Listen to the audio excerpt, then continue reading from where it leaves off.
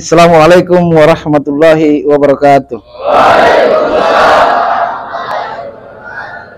Innal hamdalillah nahmaduhu wa nusallimu wa nusallimu ala Rasulillahil karim. Hadirin yang saya hormati Ustadz, kemudian seluruh santri Pondok Pesantren Al-Fatah Kalurah, Cabang Tomboro. Jadi saya dulu sering ke sini, sering musyawarah di sini dulu.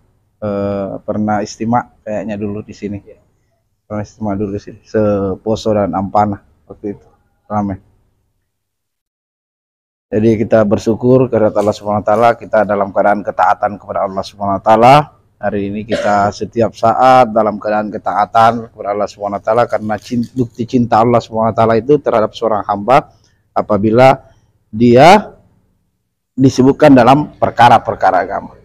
Bukan dengan disebutkan dengan hartanya yang banyak, jabatannya yang tinggi, uangnya yang banyak, bukan. Tetapi bukti cinta Allah SWT terhadap seorang hamba ini adalah apabila dia disebutkan dengan perkara-perkara agama. Rasulullah SAW sampaikan dalam sebuah hadis, man qara'a harfan min kitabillah falahu bihi hasanatu wal hasanah bi asri amsalihha laqulu alif lam mim harfum walakin alif harfum lam harfum wa mim harfum. Kata Rasulullah, siapa yang membaca satu huruf dari kitabku, dari Al-Quran, ya, maka baginya satu hasanah. Satu hasanah itu 10 kebaikan. Ya.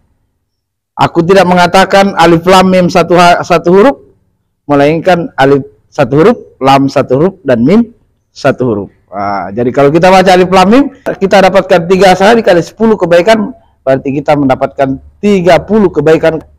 Bagaimana dengan adik-adik ini? Tiap hari baca Al-Quran sampai 1 juz, 2 juz dalam 1 hari. Yang paling penting adalah kalian di sini, ini adik-adik ini, dalam ketaatan kepada Allah Subhanahu Wa Taala. Setiap hari dalam majelis agama. Ini luar biasa. Itu yang paling penting itu. Kalau di luar, pergaulan kalian rusak. Apalagi sekarang ini, luar biasa sekarang ini, teknologi semakin pesat dengan adanya HP, ada namanya sindrom main game. Maka adik-adik ini sekalian bersyukur ada dalam ketaatan kepada Allah Subhanahu Wa Taala. Insya Allah kalian sebentar ini yang saya doakan di sini semua ini hafiz Al-Quran semua.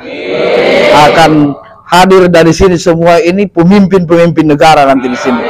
Ada yang jadi bupati, amin. Ada yang jadi presiden, amin. Ada yang jadi menteri, amin. Ada yang jadi dokter nanti, amin. Nanti begitu Pak, kita harus optimis. Selain kita sebagai hafiz Al-Quran, kalau seorang hafiz Al-Quran yang jadi pemimpin di negara kita nanti ini, maka luar biasa. Negara kita ini akan aman, damai, makmur, sentosa, seperti pada zaman baginda Rasulullah SAW dan para sahabat. Karena mereka menghidupkan agama semua.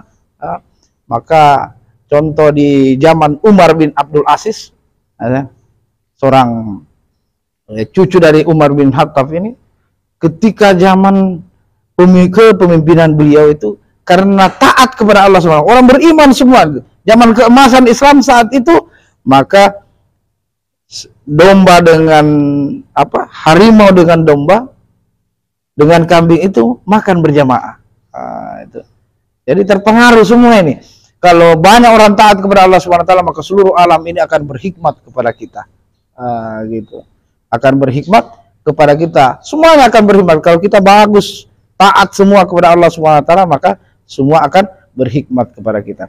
Kemudian saya sampaikan lagi satu hadis. Salah satu la yakhuluhumul fasaul akbaru wa la yanaluhumul hisabuhum ala ghazibin miskin hatta yablughu min hasabil khalaiqi.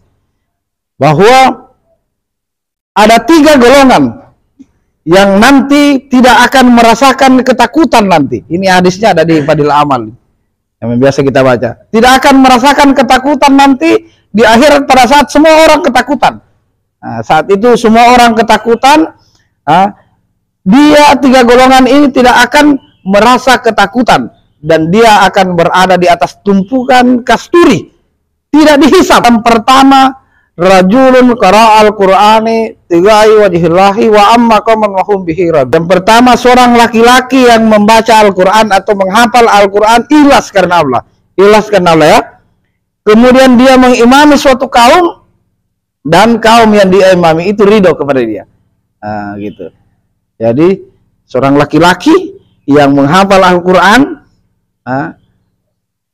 ikhlas karena Allah, kemudian dia mengimami suatu kaum, dia jadi imam di suatu kampung atau di suatu desa, dan orang yang diimami itu ikhlas kepada mereka, maka ini salah satu laki-laki yang akan mendapatkan kemuliaan nanti di akhirat. Dia berada di atas tumpukan kasturi, tidak merasa ketakutan, seorang lain semua ketakutan, dia tidak akan merasa ketakutan, dan dia tidak akan dihisab di akhirat.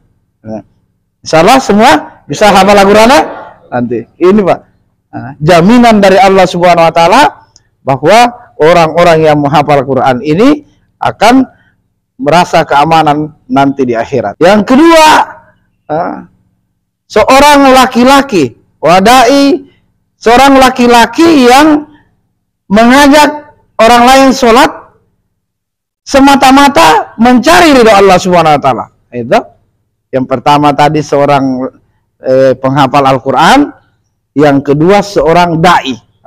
Dan saya yakin semua ini, kita ini dai semua ini di sini. Apalagi kita ini dari Pondok Pesantren Al-Fatah yang memang backgroundnya background pondok dakwah kita semua. Yang kedua itu adalah dai. Ya, mudah-mudahan kita semua kita ikrarkan, kita niatkan dalam hati kita setelah selesai di sini ataupun saat ini pun kita menjadi dai-dainya Allah Subhanahu Wa Taala. Penolong agama Allah Subhanahu Wa Taala. Kuntum khaira ummatin ukhrijat linnas ta'muruna bil ma'ruf wa tanhauna 'anil munkar.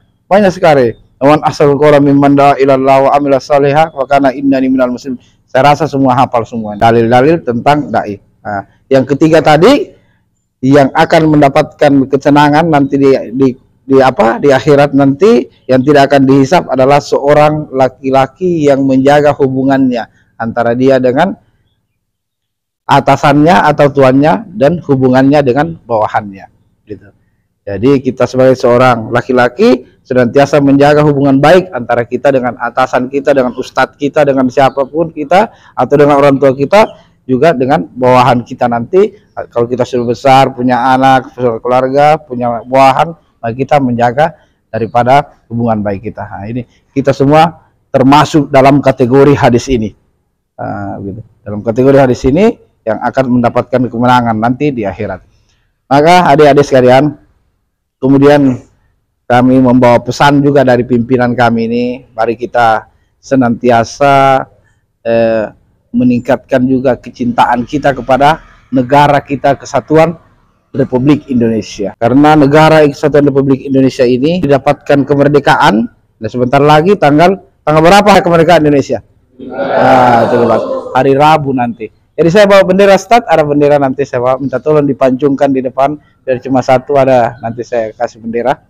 Itu karena hakikat daripada mengibarkan bendera ini, kita bukan menuhankan bendera. Karena sekarang ada aliran-aliran itu yang tidak mau menghormat bendera. Nah, kalau di sini mungkin mau menghormat bendera semua ya, insyaallah gitu. Karena hakikat daripada mengibarkan bendera itu kita mensyukuri daripada perjuangan para pejuang-pejuang kita dulu. Karena pejuang kita itu bisa mencapai kemerdekaan ini bukan cuma duduk-duduk hafal Al-Quran, tidak. Bukan cuma dengar-dengar ceramah seperti ini Badri, tapi mereka berjuang dengan perang, dengan berguguran mereka, syahid mereka, dengan darah, keringat mereka perjuangkan sampai bisa mengibarkan bendera. Itulah kita menghargai mereka yang telah berjuang mendapatkan kemerdekaan negara Republik Indonesia. Hakikat yang tertinggi daripada mengibarkan bendera ini adalah mensyukuri nikmat Allah Subhanahu wa Ta'ala. Karena kita diberikan kemerdekaan oleh Allah Subhanahu wa Ta'ala. Negara kita, negara Kesatuan Republik Indonesia diberikan kemerdekaan oleh Allah Subhanahu wa Ta'ala sehingga kita bebas dari penjajah. Kalau kita tidak merdeka, mungkin hari ini kita dijajah. Tidak ada yang bisa pondok-pondok pesantren seperti ini. Kalau kita tidak merdeka, kita tidak bisa mondok seperti ini. Kita tidak bisa bebas. Belanda kan, seperti mana kita lihat di film-film itu, orang tua kita dijadikan pekerja rodi, laki-laki yang membantah seperti kita ini yang laki-laki langsung dipancung, dibunuh di situ, langsung ditembaki. Gitu. Jadi itu kita syukuran. Dulu itu para pejuang kita berjuang, kalau ada anak-anak dewasa sedikit sudah mulai melawan langsung dibunuh. Langsung ditembak. Ditembak, satu pondok pesantren dibantai seperti itu. Makanya kita saat ini kita syukuri ini nikmat Allah Subhanahu wa taala, karena Allah Subhanahu wa taala memberikan kemerdekaan kepada kita sehingga kita bisa kerja apa saja di luar sana karena adanya kemerdekaan dan juga adanya keamanan di dalam negeri kita. Jadi kita tingkatkan semangat ya Pak. Semangat kita, selain kita semangat menghafal Al-Qur'an, semangat dalam agama Islam ini kita tingkatkan, kita juga meningkatkan kecintaan kita kepada Negara Kesatuan Republik Indonesia. Kita cinta Negara Kesatuan Republik Indonesia ini karena kita hidup di sini, kita menikmati, kita lahir di sini, kita besar di sini, kita makan berasnya negara Indonesia, kita menikmati fasilitas Indonesia, dan kita, orang-orang tua kita bekerja di Indonesia sehingga kita mendapatkan nafkah dari orang tua kita. Siapa kita? NKRI Pancasila. Siapa kita? NKRI Pancasila. Oke, subhanallah bihamdi, subhanakallah bihamdika, la ilaha illa anta astaghfiruka wa atubu ilaik. Assalamualaikum warahmatullahi wabarakatuh.